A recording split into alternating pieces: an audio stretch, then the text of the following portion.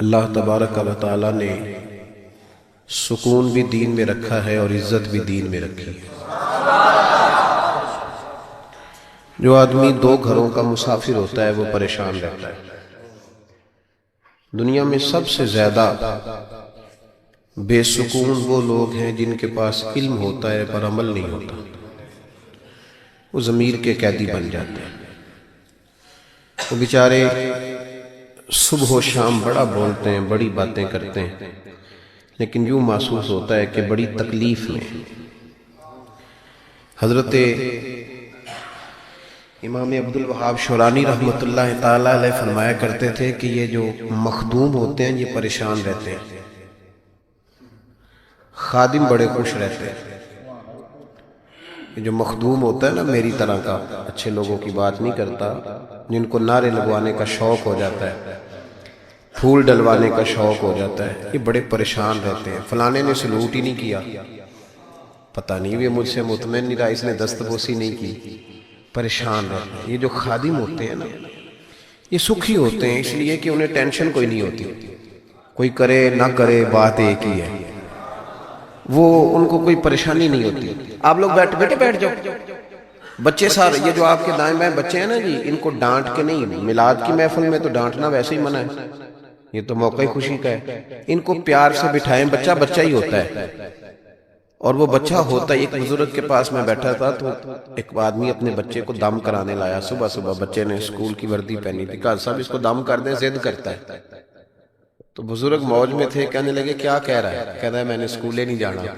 تو فرمانے لگے ضد تو تم کر رہے ہو جو کہہ رہے ہو ضرور بھیج لیں، وہ تو کہہ رہا ہے میں نے نہیں جانا، تو ضدی تو تم ہو، اس کو قائل کرو اسکول جانے پہ۔ تو بچوں کو تو قائل کیا جاتا ہے نا جی، اطمینان سے بیٹھیں۔ میں نے چند ایک باتیں کرنی ہیں، آپ کا بڑا خوبصورت پروگرام ہے، انشاءاللہ آگے چلے گا، تو میں کوئی بھی بات انشاءاللہ تعالی وقت گزارنے کے لیے نہیں کروں گا کہ چلو تھوڑی لمبی کر لو، آدھا گھنٹہ ہو جائے گا، بلکہ اعلیٰ حضرت رحمت اللہ نے لکھا ہے جس نے کسی کا وقت ضائع کیا اس نے بھی قیامت میں حساب دینا ہے۔ کیوں ٹائم ضائع کیا؟ جو بات دو جملوں میں ہو سکتی ہے وہ دو جملوں میں ہی کرنی چاہیے، اس کو لٹکانا نہیں چاہیے بہت زیادہ۔ اور ویسے بھی خیر الکلام ما قل و دل، بہترین بات وہ ہوتی ہے جو تھوڑی اور مختصر اور جامع ہو۔ نبی پاک صلی اللہ علیہ وسلم دنیا میں لوگوں کو عزتیں دینے کے لیے تشریف لائے۔ قرآن مجید نے کہا کہ اے محبوب اپنے غلاموں سے یہ فرما دو کہ قل ان کنتم تحبون اللہ، ان سے فرماؤ اگر یہ اللہ سے محبت کرنا چاہتے ہیں فاتبعونی، تو آپ کی پیروی کریں۔ پتہ ہے شان کیا ملے گی؟ یحببکم اللہ، اللہ ان سے محبت فرمائے گا۔ نبی پاک صلی اللہ علیہ وسلم کی ادھر دیکھیں میری طرف، ہم نے تقریروں کو نا، تقریریں کیونکہ رہ بھی ماشاءاللہ سبحان اللہ کے لیے گئی ہیں، کئی میری طرح کے لوگ کہتے ہیں مجھے مزہ نہیں آیا اونچا سبحان اللہ کہو، تو میں کہتا ہوں خدا کے بندے تیرے مزے کے لیے سبحان اللہ کہا تو ثواب ہی کوئی نہیں ہونا، کیونکہ اللہ کا ذکر جب تک اللہ کی رضا کے لیے نہ کیا جائے اس وقت تک اجر ہی نہیں ہوتا۔ تو تجھے نہ بھی مزہ آئے تو پھر بھی سبحان اللہ تب بھی کہنا جب اللہ کی رضا کے لیے ہو، اس لیے کہ عبادت الہی میں غیر کا تصور تو ثواب ضائع کرتا ہے، لیکن موج ہے نا۔ تو آپ تھوڑی دیر توجہ کریں، بچوں کو میں نے عرض کیا تھا کہ آپ اشارہ کریں گے تو بچے بیٹھ جائیں گے، غور کریں۔ اللہ فرماتا ہے محبوب جو تیری غلامی کرے گا وہ میرا محبوب بن جائے گا۔ نبی پاک صلی اللہ علیہ وسلم نے نا لوگوں کی عظمتیں بیان کی ہیں۔ انسان خوبی اور کمزوری کا مجموعہ ہوتا ہے، خوبی اور کمزوری دونوں چیزیں ہوتی ہیں۔ ہمیں بھی حضور نے حکم دیا، جامع ترمذی میں، نسائی میں، طبرانی میں، تینوں جگہ حضرت انس بن مالک کی حدیث موجود ہے۔ حضور نے فرمایا اذکروا محاسن موتاکم، جب تم میں سے کوئی فوت ہو جائے تو اس کی اچھی اچھی باتوں کا ذکر کیا کرو، اس کے محاسن بیان کرو۔ اب کسی صحابی نے یہاں یہ سوال نہیں اٹھایا کہ یا رسول اللہ بندے میں تو خوبی تھی کوئی نہیں، حضور نے یہاں مطلق کہا محاسن موتا، مرنے والے کی اچھی باتیں۔ اس کا معنی کیا ہے؟ اس کی شرح میں شارحین نے لکھا ہے کہ اللہ نے کوئی مسلمان ایسا پیدا ہی نہیں کیا جس میں کوئی خوبی نہ رکھی ہو۔ اب ایک حدیث اس پر بخاری کی سن لیں، نبی پاک علیہ السلام نے فرمایا اپنی بیوی سے بغض نہ رکھو، اپنی بیوی سے اگر تمہیں اس کی ایک عادت ناپسند ہے تو اس عادت پر غور کرو جو تمہیں پسند ہے. عورت اگرچہ ناقصات العقل ہوتی ہیں عورتیں، لیکن یہ نہیں ہو سکتا کہ ان میں خوبی کوئی نہ ہو. عورتوں میں خوبیاں بھی ہوتی ہیں. اپنے خاوند کے حق میں عورت کے اندر کچھ نہ کچھ خوبیاں بھی بغض نہ رکھ. وجہ کیا ہے؟ وجہ یہ ہے کہ اللہ کے رسول علیہ السلام لوگوں کو عزت دینے آئے ہیں. میلاد عزت کا نام ہے، حضور عزت دینے آئے. ادھر دیکھو میری طرف، صحیح بخاری مسلم کی حدیث ہے. حضور نے فرمایا جس کے چہرے پہ داڑھی ہو سفید رنگ کی. بزرگ ناراض تو نہیں ہو جائیں گے داڑھی کی بات چھیڑنے سے؟ چلو ہو جائے جو پھر کی ہے، غلطی صحیح ہے نا.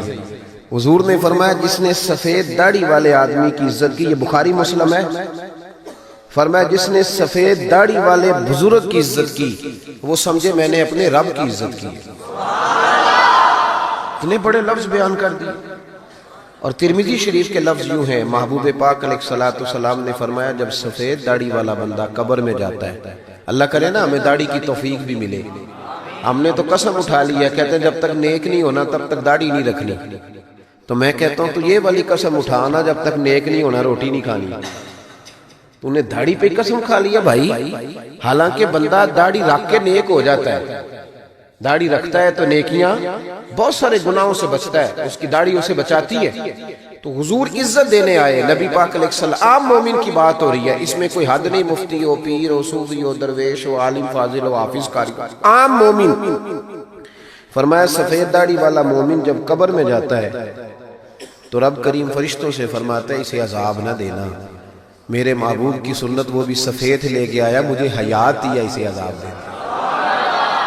انسانوں میں کمیاں بھی ہوتی ہیں، خوبیاں بھی ہوتی ہیں، لیکن آپ ادھر دیکھیں نبی پاک صلی اللہ علیہ وسلم نے کبھی کسی کی کمزوری کا ذکر نہیں فرمایا. ابو جہل شراب پیتا تھا، سارے زمانے کو پتا ہے. قبیلہ بنو آراش کا ایک شخص اس زمانے میں نبی پاک کے پاس اس کی شکایت لے کے آیا جب اسلام پر غربت تھی. اس زمانے میں ابو جہل اس کا مال دبا گیا اور حضور نے لے کے دیا. وہ ایک تفصیل ہے چونکہ موضوع نہیں، ادھر نہیں جاتا. لیکن نبی پاک علیہ السلام نے کبھی یہ نہیں کہا کہ یہ ڈاکے مارتا ہے، حالانکہ وہ مارتا تھا، وہ غریبوں کا مال لوٹتا تھا. لیکن حضور علیہ السلام نے کبھی یہ بات ارشاد، اس کو ہدایت کی بات کہی، اس کو درس دیا. ہمارے ہاں تبلیغ، حضور اس کو تبلیغ کرتے تھے، اس پر تنقید نہیں کرتے تھے. ہم کسی کو تبلیغ نہیں کرتے، اس پر تنقید کرتے. حالانکہ ابو جہل حضور کی ذاتی زندگی پر اعتراض کرتا تھا، معاذ اللہ، وہ کہتا تھا جادوگر ہے، کاہن ہے، معاذ اللہ تعالیٰ یہ حکمرانی کرنا چاہتے ہیں، یہ سردار، یہ ساری باتیں وہ کرتا تھا. لیکن حضور نے کبھی اس کی ذاتی زندگی پر اتر کر کوئی بات، آپ دیکھیں ذرا تلاش کریں، آپ جتنی بھی حدیثیں آپ پڑھتے جائیں گے نا اس میں آپ کو یہ ملے گا کہ نبی پاک نے کبھی اس کو عزت دی، کبھی اس کو عزت دی، کبھی اس کو عزت دی. لیکن کبھی کسی شخص کی کوتاہی حضور نے بیان، کبھی کسی شخص کے بارے میں یہ رویہ. حضور عزتیں دینے آئے، دنیا عزتیں دینے آئے. بتائیے حضرت ابوبکر صدیق کو حضور علیہ السلام نے صدیق اکبر کہا، لقب دیا. حضرت عمر بھی تو سچی بولتے تھے نا، جناب عثمان بھی تو سچی بولتے تھے نا، حضرت سیدنا مولا علی بھی بولیے. لیکن ان کے اندر وہ خوبی زیادہ پائی جاتی تھی تو نبی پاک علیہ السلام نے انہیں صدیق کہا. جناب عمر فاروق اگر حق اور باطل کی بات کرتے تھے تو باتیں حضرت ابوبکر بھی سچی کرتے تھے، لیکن حضور نے انہیں فاروق اعظم کہہ کے عزت دی. حضرت عثمان غنی کو پیکر شرم و حیا کہہ کے نبی پاک نے عزت دی. جناب علی کو اسد اللہ کہہ کے حضور نے عزت دی.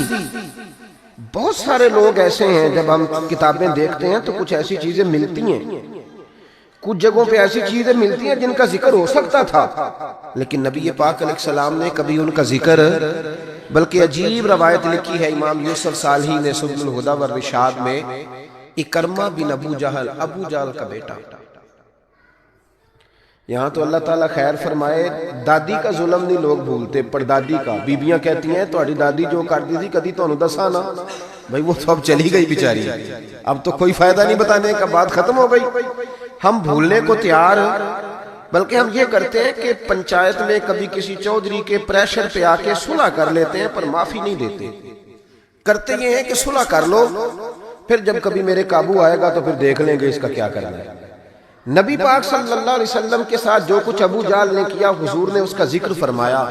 فرمایا فرعون بھی بڑا ظالم تھا پر یہ جو میرا فرعون ہے یہ اس سے بھی سخت ہے. فرعون سے سخت کہا ابو جہل کو.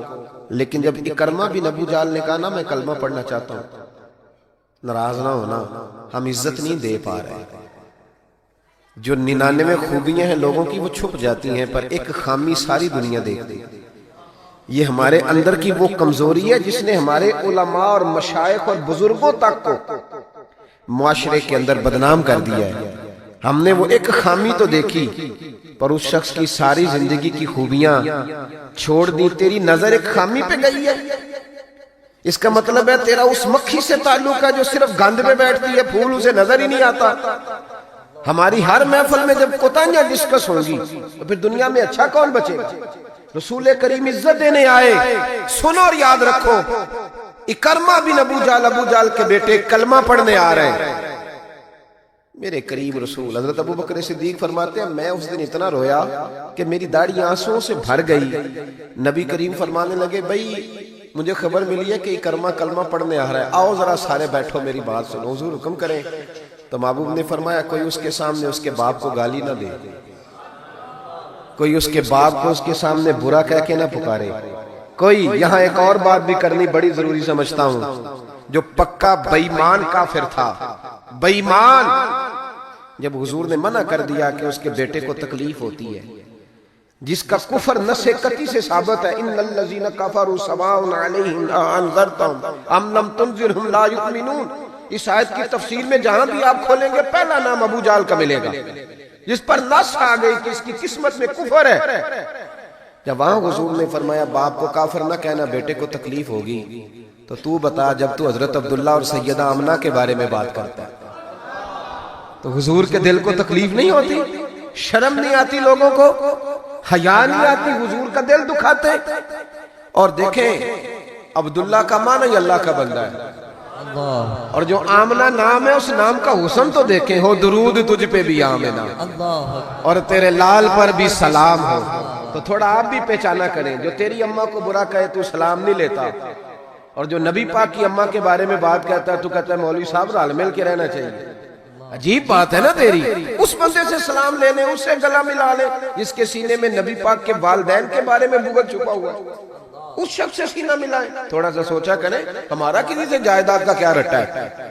تو یاد رکھیں اکرمہ جب آ رہے تھے تو نبی کریم علیہ السلام نے فرمایا کوئی اسے اس کے باپ کو اس کے سامنے برا نہ کہے. حضرت ابو بکر صدیق کہتے ہیں پھر حضور نے فرمایا کوئی اس کے باپ کا کفر نہ گنوائے, کوئی اس کی زیادتیوں کا ذکر نہ کرے, کوئی اس کے بارے میں کوئی آیت نہ پڑھے, کوئی میرا قول نہ دہرائے. حضرت سیدنا ابو بکر صدیق فرماتے ہیں میں رونے لگا تو مجھ سے حضرت ابو دردہ کہنے لگے آپ کیوں رو رہے ہیں؟ تو میں نے کہا میں رو رہا ہوں محبوب کی رحمت للعالمین پہ کہ محبوب یہ کس کے استقبال کی تیاریاں کرا رہے ہیں. انہوں نے ساری زندگی تکلیف دی, کن کے استقبال؟ خدا را ساری. اب یقین کریں آپ بیٹھ جائیں کسی مجلس میں, ناراض نہ ہونا, علماء اور نیک لوگوں کی بات نہیں کرتا, اپنی اور آپ کی کر رہا ہوں. ہم کسی محفل میں بیٹھ جائیں نا, ہم نے اب گناہوں کے نام بدل لیے ہیں. جھوٹ کا نام ہم نے بہانہ رکھا ہے, میں بہانہ کر چڑھیا سے, حالانکہ سچی بات کیا ہے جھوٹ بولا. اور یہ غیبت کا نام ہم نے بدل کے گپ شپ رکھا ہے, تھوڑی دیر گپ شپ کریں. وہ گپ شپ کیا ہے؟ بڑے بڑے مذہبی لوگ میری طرح کے جبہ و دستار, وہ ساتھ والی اتنا اپنی جماعت کی تبلیغ کرنا ضروری نہیں سمجھتا جتنا ساتھ والی جماعت پہ تنقید کرنا ضروری سمجھتا. یوں لگ رہا ہے جیسے مقابلہ چل رہا ہے مذہبی لوگوں کا آپس میں, ہر آنے والے کو اور ہر ملنے والے کو اور ہر جس آدمی کا نام ہے اس کی کوئی نہ کوئی کوتاہی تلاش کر کے رکھنا ہمارا وتیرہ بن گیا ہے. اس مزاج کو بدلنا پڑے گا. جب یہ مزاج بدلے گا تو معاشرے میں حسن پیدا ہوگا. میری طرح جو آدمی بھی تھوڑا سا ممبر پہ بیٹھنے لگتا ہے وہ کہتا ہے میں ہی دین کا کام کر رہا ہوں. جو جماعت بھی کام شروع کرتی ہے کہتے ہیں صرف ہم نے کیا. بھئی تم نے کیا تو تم سے پہلے غیر مسلم سے سارے, تمہیں کیسے پتا چلا یہ دین ہے؟ تھوڑا تھوڑا نرمی پیدا کریں, رویوں کو ٹھنڈا کریں, اپنے ماحول کے اندر وہ حسن پیدا کریں. رسول پاک دنیا میں عزت دینے آئے.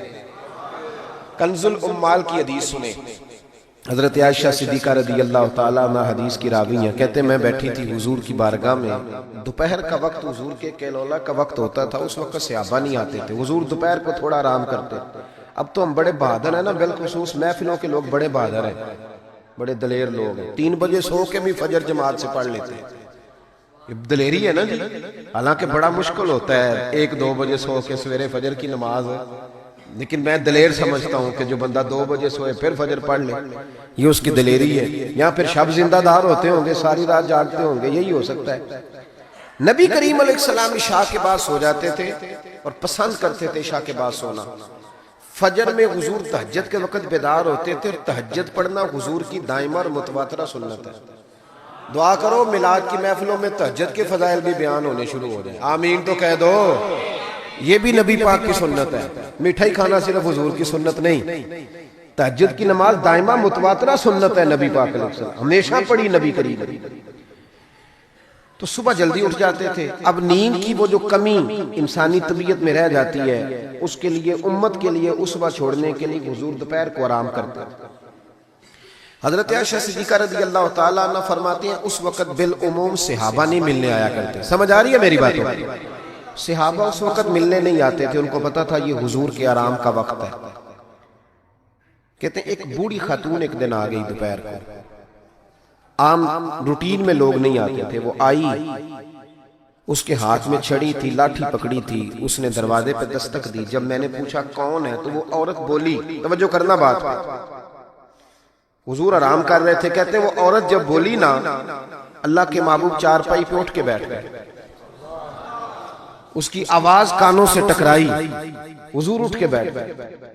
دروازہ کھولا، وہ خاتون اندر آئی تو بڑی دنیا آتی تھی، پر جس انداز میں نبی پاک نے اس کا استقبال کیا ایسا کم ہوتا۔ حضور کھڑے ہو گئے، پھر محبوب پاک نے بٹھایا، پھر حضور علیہ السلام کی میں آنکھوں کا حسن اور روشنی دیکھ کے اندازہ کر رہی تھی کہ اس کے آنے سے حضور بڑے ہی زیادہ خوش ہیں، نبی پاک بڑے خوش ہیں۔ اللہ کے محبوب نے کھجوریں دی، سرکہ دیا، دیر تک حضور ان کی باتیں سنتے رہے۔ حضرت عائشہ صدیقہ کہتی ہے محب ہو کے محبوب نے، کنز المال میں حدیث موجود ہے، محب ہو کے محبوب نے باتیں سنی، تسلی سے باتیں سنی، خوش ہو کے سنی۔ 2 قسم کے مہمان آتے ہیں نا، ایک مہمان فون کرتا ہے تو بندہ کہتا ہے میں کوئی نہیں گھر، پھر کبھی آنا، اور ایک مہمان ایسا ہوتا ہے جسے بندہ کہتا ہے اتنی بھی جلدی کیا ہے، ذرا ٹھہر جائیے، تھوڑا رک جاؤ، چائے بن رہی ہے۔ کس میں ہوتی ہیں مہمانوں؟ کچھ مہمانوں سے دل لگا ہوتا ہے، دل کرتا ہے بیٹھے رہے، ذرا تھوڑا اور بیٹھے، یار تو نہ جایا کر، تو بیٹھا رہا کر۔ ہوتے ہیں کچھ لوگ، دیر تک نبی کریم علیہ السلام نے بات سنی، اور کیا بات ہے، جناب عائشہ صدیقہ کہتی ہیں دل حضور کا لگا، میں نے دیکھا تو میں بڑی مطمئن تھی۔ اس خاتون نے کہا کہ اب میں نے جانا ہے، لگ رہا تھا کہ حضور چاہتے ہیں ابھی رکے، لیکن اس نے جب کہا نہ جانا ہے تو حضور نے فرمایا ٹھیک ہے۔ جب وہ جانے لگی تو حضور نے تحائف جمع کیے، اور جناب بلال حبشی کو فرمایا ان کے ساتھ جاؤ اور چھوڑ کے آؤ۔ جناب عائشہ صدیقہ رضی اللہ تعالیٰ عنہ فرماتی ہیں پھر وہ دیکھیں حضور عزت کس طرح دیتے ہیں، کہتے ہیں وہ خاتون چلی گئی، میرا خیال تھا کہ حضور اب مسجد جائیں گے، جب رات کو آئیں گے نا بعد از عشاء تو پھر پوچھوں گی حضور یہ کون تھی، لیکن محبوب تو گئے نہیں، لیٹ گئے۔ میں اٹھ کے قدموں میں بیٹھی تو حضور کی مقدس آنکھیں کھلی ہوئی، میں نے عرض کی حضور یہ کون خاتون تھی، اور میں نے آپ کو تھوڑا انفرادی دلچسپی لیتے دیکھا، حضور کون تھی؟ جب میں نے پوچھا تو حضور کی آنکھوں میں آنسو چمکنے لگے، حضور اٹھ کے بیٹھے اور فرمانے لگے عائشہ یہ میری پہلی زوجہ خدیجہ الکبریٰ کی سہیلی تھی، یہ خدیجہ کی سہیلی تھی، اور فرمایا جب ہم مکے میں رہتے تھے تو یہ آیا کرتی تھی، خدیجہ اس کا پرتک پاک استقبال کرتی تھی، اسے کھجوریں کھلاتی تھی، دودھ پلاتی تھی، پھر یہ باتیں سناتی تھی تو خدیجہ اس کی باتوں کا جواب دیتی تھی۔ فرمایا آج اس کی آواز کانوں سے ٹکرائی ہے تو ساری یادیں پھر سے تازہ ہو گئی ہیں۔ فرمایا میں نے اس کے ساتھ وہی سلوک کرنا چاہا ہے جو فاطمہ کی اماں کرتی تھی، میں نے وہی عزت دینی چاہیے جو وہ دیتی تھی۔ اور حدیث کا آخری جملہ اتنا شاندار ہے کہ اس جملے کو یاد کر لیں تو دستور بن جائے ہمارے لیے۔ محبوب نے فرمایا عائشہ حسن العہد من الایمان، تعلق اچھے طریقے سے نبھانا یہ بھی ایمان کا حصہ ہے۔ حسن العہد من الایمان، اچھے طریقے سے تعلقات نبھانا، وعدے نبھانا، عہد نبھانا، یہ بھی ایمان کا حصہ ہے۔ بھائیو، حضور نے عزت دی، نبی کریم نے وقار دیا، حضور ہر آنے والے کو عزت دیتے، احترام کرتے۔ ہمارے ہاں ایک بات چلتی ہے، میری طرح جو لوگ پیر کہلانے لگتے ہیں یا مولوی کہلانے، ان کا ایک بات چلتی ہے، کہتے ہیں میں کیسے جاؤں، میں تو کنواں ہوں تو پیاسے خود آئیں، میں خود جاؤں جا کے کسی کو۔ ہمارے ہاں بھی اشتہار چھپتے ہیں، دروازہ دستک دے کے کوئی دعوت نہیں دیتا کہ آج محفل ہے آ جانا، یہ رواج نہیں ہے ہمارا۔ حالانکہ اشتہار چھپانا تو بدعت ہے، چلو بدعت حسنہ کر لیں، یہ الگ بات ہے کہ اس والی بدعت پر مولوی کوئی نہیں بولے گا، چونکہ سب کے نام لکھے ہوتے ہیں نا، ان کے بھی لکھے ہوتے ہیں، لہذا اس بدعت کا ذکر نہیں کرتے۔ حالانکہ حضور کے زمانے میں اشتہار، صحیح بات کہہ رہا ہوں، اس کا نام نہیں لیں گے، چونکہ ان کا بھی موٹا کر کے لکھا ہوتا ہے نا اشتہار پہ نام، تو فائدہ ہے، اس کا ذکر نہیں کریں گے۔ اشتہار چھاپنا تو بدعت ہے، چلے بدعت حسنہ صحیح، دروازے پہ جا کے دین کا پیغام دینا یہ تو حضور کی سنت ہے، لیکن وہ شان میں کمی آتی ہے نا، وہ کیسے کو جائے، کہتے ہیں جی ہم جناب کنویں ہیں تو پیاسے خود آئیں، تو نبی پاک نے تو یہ فلسفہ نہیں بیان کیا، حضور تو طائف چلے گئے تھے، حضور تو تبوک چلے گئے تھے، نبی پاک سے بڑا کنواں بھی کوئی ہو سکتا ہے؟ اے ساقی تیری خیر تیرے میں کدے کی خیر، ایسی پلا کہ جس کا نشہ عمر بھر رہے، ایسا بھی کنواں کوئی ہو سکتا ہے؟ لیکن موج ہے نا ہماری، ہم ان باتوں میں اڑ گئے۔ اس کا نقصان یہ ہوا ہے کہ وہ جس کا شوق ہوتا ہے وہ تو آ جاتا ہے، لیکن سب کا شوق نہیں ہوتا، کچھ کا شوق بنانا بھی پڑتا ہے، اس کے دروازے پہ جانا بھی پڑتا ہے۔ تو نبی رحمت سید عالم صلی اللہ تعالی علیہ وآلہ وسلم لوگوں کو عزت دیتے، حضور وقار دیتے، آنے والے کا اکرام کرتے۔ حضرت ابوبکر صدیق رضی اللہ تعالیٰ عنہ فرماتے ہیں مجھے ایک بڑا دکھ تھا، میرے بچے بھی مسلمان تھے، پوتے بھی مسلمان تھے، نواسے بھی حضرت صدیق اکبر کے جناب عبداللہ ابن زبیر سے آبی ہوئے، نواسے تھے۔ فرماتے ہیں کہ میری ساری نسلیں مسلمان تھی، دل کرتا تھا میرے ابا جی بھی کلمہ پڑھ دیں، ان کا نام تھا ابو قحافہ، وہ کلمہ نہیں پڑھتے تھے اور آنکھوں سے نابینا تھے، اور باپ ہی ہوتا ہے نا۔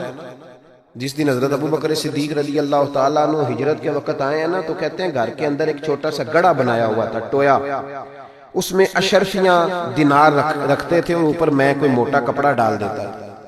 فرماتے ہیں جس دن میں نکلنے لگا تو میرے پاس بہت زیادہ پیسے تھے، میں نے سارے نکال لیے اور چھوٹے چھوٹے روڑے ڈال دیے، اوپر میں نے اسی طرح بوریا ڈال دیا، اور جناب اسماء سے کہا کہ ابا جی نے پوچھا نا کہ ابو بکر سارے پیسے تو نہیں لے گیا؟ دادے پوتیوں کے بھی بڑے سگے ہوتے ہیں نا، پوتریاں بھی کچھ چھڑے آ کے سارے لے گیا، پوچھا نا سارے تو نہیں لے گیا؟ تو تم چپ رہنا، وہ خود اٹھ کے جائیں گے نا تو اوپر ہاتھ لگائیں گے تو ان کو احساس ہوگا پیسے ادھر ہی ہے، یہ حکمت ہے۔ اتنا وہ خیال کرتے تھے لیکن کلمہ نہیں پڑھتے تھے۔ تو ابو بکر صدیق کہتے ہیں میرا بڑا دل کرتا تھا وہ کلمہ پڑھے۔ ایک دن وہ بول ہی پڑے ہجرت مدینہ کے بعد، کہنے لگے ابو بکر میں مان گیا ہوں تیرے رسول واقعی سچے، چل یار مجھے لے چل، میں بھی مصطفیٰ کا کلمہ پڑھا۔ حضرت ابو بکر فرماتے ہیں میری تو عید بن گئی کہ میرا تو گھر بن گیا نا، اب میرے ابا جی بھی وہاں آ گئے جہاں سارا گھرانہ کھڑا تھا، کہا کلمہ پڑھنا چلو۔ کہتے میں نے اپنے والد کا ہاتھ پکڑا اور آج جس طرح پکڑا مجھے مزہ آ گیا۔ سنو اور یاد رکھنا، ہمارے لیے تو مشکل ہو گیا ہے، ہم عزت لینے کے قائل ہیں، دینے کے نہیں۔ کہتے ہیں جب میں مسجد نبی میں حضور کو لے کے آیا، اپنے والد کو لے کے آیا نا حضور کی بارگاہ میں، نبی کریم منبر پہ بیٹھے تھے، ابھی کلمہ پڑھا نہیں، پڑھنے آئے ہیں۔ کہتے ہیں حضور منبر پہ بیٹھے تھے، میں اپنے نابینا اور بوڑھے والد کو لے کے آیا، نبی کریم اٹھ کے کھڑے ہو گئے۔ کسی کو عزت دینے سے عزت بڑھتی ہے، کم نہیں ہوتی۔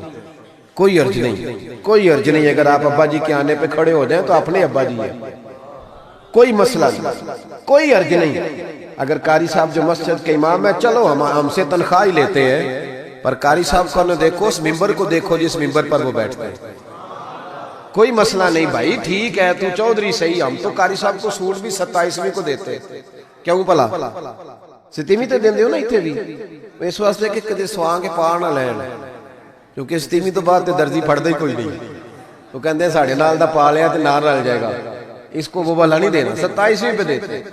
کس کس بات کا ذکر کیا جائے؟ عزیز دوست یاد رکھ اور سمجھ. اور اب تو پیروں سے بڑا شکوہ ہے. بہت سارے پیر بھی کہتے ہیں مولویاں کول کی ہے. میں کہ خدا دے بندہ جڑا مولوی ہوندا ہے او دے کول ہی تو سارا کچھ ہوندا ہے. انما یخشی اللہ من عبادہ العلماء. اللہ کریم فرما رہا ہے کہ جو میرے عالم بندوں میں سے عالم ہے وہ اللہ سے ڈرتے ہیں. تو کس قسم کی بات کر؟ بہرحال یہ عنوان نہیں ورنہ اس پہ بات کرتا. نبی کریم اٹھ کے کھڑے ہوئے تو حضرت صدیق اکبر عرض کرنے لگے یا رسول اللہ میرے والد کلمہ پڑھنے آئے. یہ لفظ ساری زندگی یاد رکھنا بھولنا نہ. عرض کی حضور ابا جی کلمہ پڑھنے آئے. توجہ ہے میری بات پر؟ کلمہ پڑھنے آئے ہیں. پتہ ہے میرے محبوب نے کیا فرمایا؟ نبی کریم فرمانے لگے ابو بکر یہ بوڑھے بھی تھے, نابینا بھی تھے, بیمار بھی تھے. اگر ان کا ارادہ بن گیا تھا تو مجھے بتاتے میں گھر آ کے انہیں کلمہ پڑھا دیتا. نعرہ تکبیر, دونوں ہاتھ اٹھا کے نعرہ رسالت, تاجدار ختم نبوت, تاجدار ختم نبوت. اور میرے اعلیٰ حضرت فاضل بریلوی رحمت اللہ لکھا, ادھر دیکھو میری طرف. اعلیٰ حضرت نے لکھا ہے تو نبی پاک کا لباس پہن لے رب تجھے عزت دے دے گا. کوئی نہیں سمجھ آئی آپ کو بات کی؟ اے کئی منڈے پینٹ کوٹ پا کے ساڑھ سے روح پاندے ہیں. کہنے قاری صاحب تسی پڑھے کنہ ہو؟ تو عالم اگر بتائے نا کہ میں درس نظامی کیا, کہنے نہیں وہ تو ٹھیک ہے پڑھے کنہ ہو. کمال موقع ہی پہ درس نظامی کے عالم سے پڑھے کنہ ہو. تیری نظر بی اے پڑھے ہی بندہ پڑھیا ہوندہ ہے پاہمیں وہ 6 باری سیپلیاں دے کے پاس ہویا ہوئے. کیا تماشا ہے؟ اس تماشے سے باہر آئے. نبی پاک صلی اللہ علیہ وسلم, ادھر دیکھو میری طرف. میں تو شکوہ کرتا ہوں کئی دفعہ اپنے نعت خانوں سے بھی اور نقیب سے بھی اور قاری صاحب سے. میں کہتا ہوں ساری عزت نبی پاک کے نام پہ, اور تم کہہ رہا ہے چھوٹی داڑھی میں سونا لگوں گا. میں کل حدیث پڑھ رہا تھا بخاری سے, حضرت ابو معمر رضی اللہ تعالیٰ عنہ نے حضرت خبیب سے پوچھا کہ نبی پاک زور اور عصر کی نمازوں میں قرات کرتے تھے؟ ادھر دیکھو میری طرف. زور اور عصر میں قرات کرتے تھے؟ حضرت خبیب کہنے لگے کرتے تھے. کہ آپ کو کیسے پتہ ہے؟ کہنے لگے جب میں نماز پڑھتا تھا تو حضور کو چھپ چھپ کے دیکھا کرتا تھا. اور اگلے لفظ سنو, کہنے لگے زور اور عصر میں میں نے حضور کی داڑھی کو ہلتے دیکھا ہے. نبی پاک کی داڑھی کو چھوٹی ہوئے تو ہل دیئے, پوری ہوئے بوٹھتے تاں ہی ہل دیئے. چھوٹی داڑھی ہلتی ہوئی نظر, وہ تو تھوڑی ہلتی ہے, داڑھی نہیں ہلتی. تو داڑھی جو سرکار کا طریقہ ہے اس کے مطابق رکھیں, اپنی مرضی کی نہ رکھیں. نبی رکھ جو لی تو چھوٹی والے نے بھی لوگ کا مولوی صاحب کہنا ہے. اور ویسے بھی داڑھی کا تو وزن ہی کوئی نہیں ہوتا. کیا ہوتا ہے؟ یہ وجود کا حصہ ہے, جسم کا حصہ ہے, حسن ہوتا ہے. حضرت صاحب ہمارے وزن تو نہیں ہوتا پر داڑھی کا حسن ہوتا ہے. سبحان اللہ. اعلیٰ حضرت فرماتے ہیں تو حضور کا لباس پہن لے. نبی پاک کا ایک بڑی خوبصورت بات لکھی ہے آپ نے ملفوظات میں. فرماتے ہیں اورنگزیب عالمگیر بڑا سیانہ بادشاہ تھا. فتاوی عالمگیری 500 علماء کو بٹھا کے لکھوائی اورنگزیب عالمگیری. اور ملا جیون رحمت اللہ علیہ جو تفسیرات احمدیہ جنہوں نے لکھی ہے ان کا شاگرد بھی تھا, مرید بھی تھا. اور حضرت ملا جیون رحمت اللہ علیہ فرماتے ہیں دیکھیں کسی کی سابقہ زندگی اور ہے, لیکن جب وہ بدلا تو پھر کیا بدلا؟ فرمانے لگے کہ ایک دن فجر کی بارش تیز ہو رہی تھی تو میں فجر کی نماز میں لیٹ ہو گیا. تو میرے دل میں اچانک خیال آیا پتہ نہیں کو مسجد میں آیا بھی ہوگا کہ نہیں آیا ہوگا. لیکن فرماتے ہیں جب میں پہنچا تو وقت کا بادشاہ اورنگزیب عالمگیر مجھ سے پہلے پہنچا ہوا. تو میں نے کہا بادشاہ تو بغیر آج سپاہیوں کے آ گیا؟ کہنے لگے میرے دل میں خیال آیا کہ کہیں اللہ کا گھر سونا نہ رہ جائے. سپاہی بھی نہیں چل رہے تھے جو کہ بارش تیز تھی. یہ ذوق. اورنگزیب کے پاس ایک بندہ آ گیا, کہنے لگا بادشاہ میں مداری ہوں, بہروپیاں ہوں, میں روح بدل کے دکھاؤں گا اور تجھ سے انعام لوں گا. اس کو اعلیٰ حضرت نے لکھا ہے اور بھی کئی لوگوں نے لکھا ہے, روح بدل کے دکھاؤں گا تو انعام لوں گا. اورنگزیب کہنے لگا مجھے نہیں تو دھوکہ دے سکتا. وہ تو پاکستان کے بادشاہ نا جن کو بعد میں سمجھ آتی ہے بنا کیا ہے. کہتے پتہ ہی نہیں چلا, تحقیق کریں گے تو پتہ کریں گے. فوراً کمیٹی بن جاتی ہے. پھر وہ کمیٹی کدھر جاتی ہے یہ بھی اللہ ہی بہتر جانتا ہے, وہ کس کھاتے میں کمیٹی جاتی ہے. اورنگزیب عالمگیر سے کہنے لگا میں روح بدل کے دکھاؤں گا, اگر آپ نہ پہچان سکے تو انعام لوں گا. اس نے کہا چلو ٹھیک ہے تجربہ کر لو, میں بڑا انعام دوں گا. اورنگزیب ایک دن سفر پہ نکلنے لگے جہاد پہ, تو فقیر آیا کرتے تھے بادشاہوں سے مانگنے. اس نے بھی منہ ساری مونچھیں اور داڑھی صاف کر لی اور چہرے پہ سیاہی مال لی, کپڑے پھٹے پرانے پہن لیے. بادشاہ گھوڑے پہ گزرنے لگا تو بھکاریوں نے اپنے اپنے پیالے آگے کیے، اس نے کسی کو 5 روپے دیے، کسی کو 2 دیے۔ جب بہروپی آیا تو اورنگزیب نے 10 روپے دیے، کہنے لگا تیرے آنے جانے کا کرایہ میں نے تجھے پہچان لیا، کچھ کر کے آ اگر کچھ کرنا ہے تو۔ تھوڑے دن کے بعد بادشاہ نے کہا کہ میں نے فوجی بھرتی کرنے ہیں، دوڑ لگانے والے لڑکے چاہیے۔ اس نے بھی ذرا مونچھیں بڑی کر لی اور لڑکوں کے بیچ دوڑ لگانے لگا۔ بادشاہ نے کہا وہ جو نوجوان دوڑ رہا ہے اسے بلاؤ۔ اس کو بلایا تو کہنے لگا یہ 10 روپے لے، تیرے آنے جانے کا کرایہ میں نے پہچان لیا۔ کچھ دنوں کے بعد بادشاہ نے کہا ٹیچر چاہیے بھرتی کرنے ہیں، تو اس نے بھی جنا کیپ پہن لی، سمجھ لیں مثال دے رہا ہوں، اچکن شچکن شیروانی پہن لی، چھڑی پکڑ لی، مونچھیں بڑھا لی، آ گیا۔ 2-3 بندوں کا انٹرویو ہوا، اس کی باری آئی تو اورنگزیب کہنے لگے 10 روپے دے لے اور نکل جا، میں نے تجھے دلیل کیا ہے؟ حضور نے فرمایا اتقوا فراست المومن فإنه ينظر بنور اللہ، او کما قال نبی صلی اللہ علیہ وسلم، رواہ ترمذی۔ محبوب فرماتے ہیں مومن کی فراست قلبی سے ڈرو، وہ اللہ کے دیے ہوئے نور سے دیکھا کرتا ہے۔ بادشاہ پہچان لیتا۔ قصہ مختصر کے 2 سال بیت گئے، بس بات بھی سمیٹ رہا ہوں میں اپنے، 2 سال بیت گئے، 2 سال۔ بادشاہ ایک سفر پہ جا رہا تھا، فوج ساتھ تھی، 10,000 کا لشکر تھا۔ ایک پہاڑی کے پاس سے بادشاہ گزر رہا ہے تو بادشاہ نے دیکھا کہ ترچھی سی چٹان ہے، پہاڑی ہے، تو لوگ جا بھی رہے ہیں آ بھی رہے ہیں، یہاں کیا ہے؟ انہوں نے کہا جی ایک درویش بابا بیٹھا، لوگ دعائیں کراتے ہیں۔ پرانے سارے لوگ یہ اللہ والوں کو مانتے تھے، یہ ڈائریکٹ والے ابھی آئے ہیں، سارے اللہ والوں کو مانتے تھے۔ اورنگزیب عالمگیر کہنے لگا میں بھی اچھے کام جا رہا ہوں، میں بھی دعا نہ کرا لوں؟ بڑی بادشاہ آپ کو پتہ ہے نازک مزاج ہوتے ہیں، ہمارے ہاں تو پیر اور پیر زادے بھی بڑے نازک مزاج ہوتے ہیں۔ 6 لوگوں نے ٹیشو پیپر پکڑے ہوتے ہیں پیر صاحب کے بیٹے کے، 4 آدمیوں نے جوتے، پھر یہ شہزادہ کیسے جہاد کرے گا؟ اسی لیے اس کو تھوڑی سی گرمی لگتی ہے تو فٹافٹ مان جاتا ہے، کسی میدان میں کھڑا نہیں رہ سکتا، اس کے لیے مشکل ہوتا ہے۔ عام دام برسرے مطلب وہ بادشاہ بڑی مشکل سے، بوڑھا بھی ہو گیا، نازک مزاج بھی تھا، اوپر چڑھا پہاڑی پہ۔ جب اوپر گیا تو پوچھا جناب ملنا ہے پیر صاحب سے؟ انہوں نے کہا لائن لگی ہوئی ہے، تو بھی لائن میں لگ جا۔ ہمارے پیر صاحب کا کوئی طریقہ نہیں، بادشاہ امیر غریب سارے لائن میں لگ کے ملتے ہیں۔ بادشاہ لائن میں لگ گیا، 50 آدمی کھڑے تھے، اب 50 کے بعد باری آئی، عطایات کی حالت میں بابا جی کے آگے بیٹھ گیا، بابا جی کا جبہ کبہ دستار، میں جہاد کے لیے جا رہا ہوں۔ بزرگوں نے ہاتھ اٹھائے، دعا مانگی، پھر 2-3 نصیحتیں بھی کر دیں کہ بیٹا دیکھنا اگر کسی وجہ سے خدا نہ خواستہ ناکامی ہوئی تو مایوس نہ ہونا، کامیابی ملی تو تکبر نہ کرنا، اور تھپکی دی۔ بادشاہ الٹے قدم جب غار سے نیچے اترا تو پلو جاڑ کے کھڑا ہو گیا، کہنے لگا آج نہیں نہ پہچانا تو نے، لا میرا انعام، آج نہیں نہ پہچانا۔ بادشاہ کہنے لگا آج تو مروا دیا یار تو نے، کہاں میں چڑھا کہاں میں رکا، تھک گیا، گرمی کتنی ہے، بہرحال مزہ آیا، اورنگزیب کو دھوکہ دیا، مزہ تیرا پورا آیا، بتا تو کیا لے گا؟ ہیرے جو سب سے قیمتی ہوتے تھے نا وہ بادشاہ اپنے تاج میں لگوایا کرتے تھے۔ کہنے لگا وہ جو تیرے تاج میں ہیرے لگے ہیں نا وہ چاہیے۔ بادشاہ نے کہا یار تو نے اورنگزیب کو دھوکہ دیا، بات بہت بڑی ہے، وہی مل جائیں گے۔ اس نے تاج اتار کے بہروپیے کے قدموں میں رکھا اور کہنے لگا یہ تو نے مانگا ہے نا، میں جہاد سے واپس آتا ہوں تو دوبارہ آنا، اپنی مرضی سے بھی تجھے دوں گا، تو نے حد کر دی۔